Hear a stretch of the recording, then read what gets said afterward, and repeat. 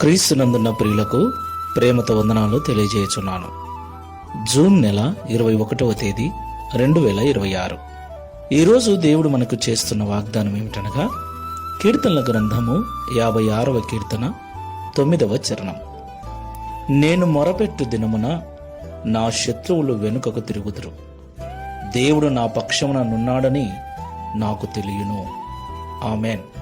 నా ప్రియమైన సహోదరి సహోదరులారా, దేవుణ్ణి నమ్మిన బిడ్డలమైన మనకు ఈ లోకంలో ఎన్నో బాధలు, ఎన్నో ఇబ్బందులు, ఎన్నో పోరాటాలు. వాటన్నిటిలో దేవుడు మనతో ఉన్నాడని లోకానికి మనకు ఎప్పుడు తెలుస్తుంది? అవన్నీ తొలగిపోయినప్పుడు తెలుస్తుంది. దేవునికి మహిమ కలుగును గాక.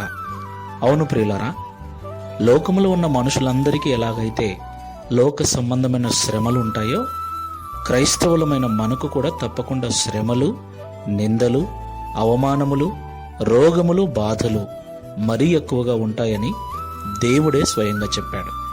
అయితే దేవుని నమ్మిన బిడ్డల వైపు లోకము చూసినప్పుడు, లోకము మనతో దేవుడున్నాడని నమ్మాలి అంటే మనకొచ్చిన సమస్యలు తొలగిపోవాలి, వాటన్నిటి నుంచి మనము విడిపించబడాలి. అప్పుడే దేవుడు మనకు తోడుగా ఉన్నాడని లోకము నమ్ముతుంది. మరి మన దేవుడు వాటన్నిటి నుండి మనల్ని విడిపించగలడా అంటే 100% తప్పకుండా విడిపిస్తాడు. ఎప్పుడు? మనము దేవునికి మొరపెట్టినప్పుడు. దేవునికి మహిమ కలుగునుగాక.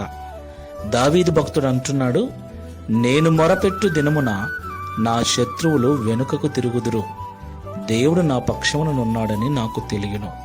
ప్రియులారా, దేవుడు మన పక్షమున ఉన్నాడు. ఆయన మనతోనే ఉన్నాడు. తప్పకుండా మనకు ఎదురాడే మనుషుల యొద్ద, మనల్ని వ్యతిరేకిస్తున్న మనుషుల ఎదుట Download ShareChat.